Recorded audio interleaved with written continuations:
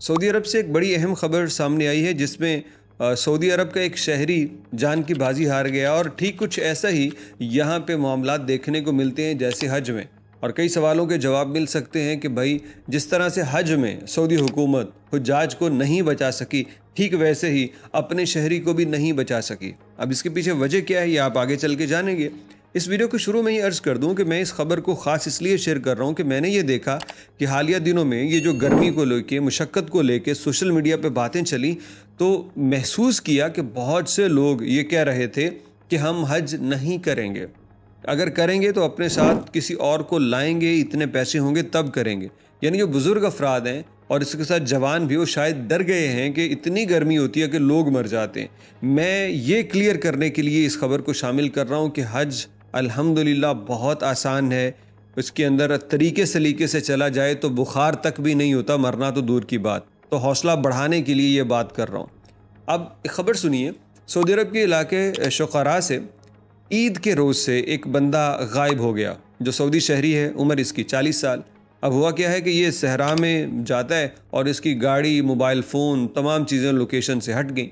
ये बंदा रात तक घर नहीं आया तो इसकी इत्तला दी गई, तो इसको तलाश करने के लिए टीमें रवाना हुई लेकिन उनको ना मिला।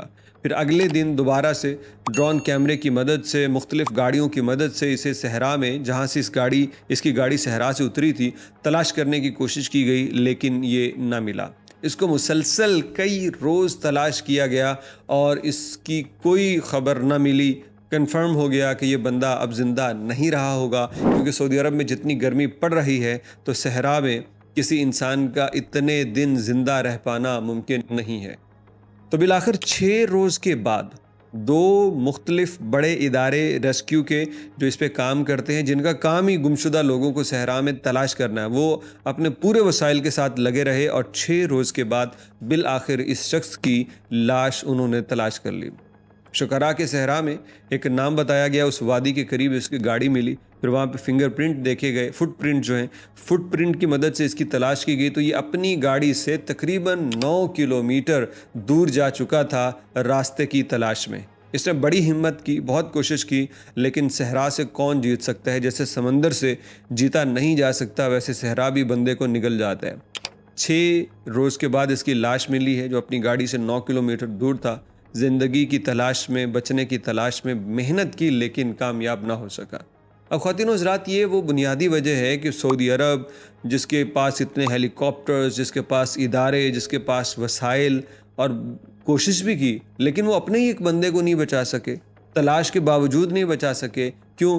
क्योंकि जो एक ज़मीनी हक़ाइक़ है ना, उन जितने भी वसाइल हो जाएं उनका मुकाबला कभी मुकम्मल तौर पे नहीं किया जा सकता।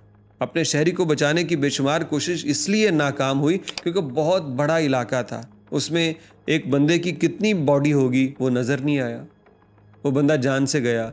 हज के अय्याम में भी यही हुआ। ये जो मैंने पहले भी एक रोज़ वीडियो बना के आपको बताया था कि भाई खुद गैर कानूनी हाजी, रास्तों में पैदल चलने वाले हाजी, खुद पुलिस से जब छुपते छपाते रहे थे तो इनकी मौत की बड़ी वजह ये भी बनी है।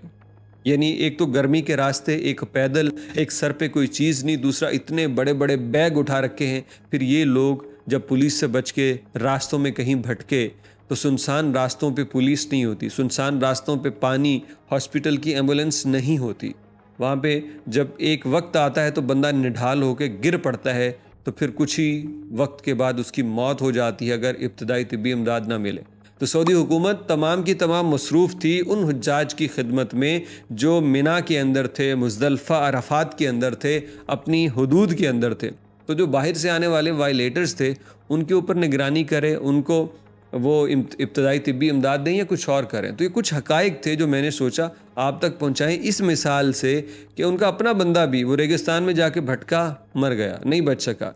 तो इसी तरह कोई भी शख्स, चाहे वो हज पे आए, उम्रे पे या किसी और इबादत या तफरी पे जा रहा है, अगर वो इस तरह से सहरा में यूँ भटका, दूर हुआ तो बचत मुमकिन नहीं है।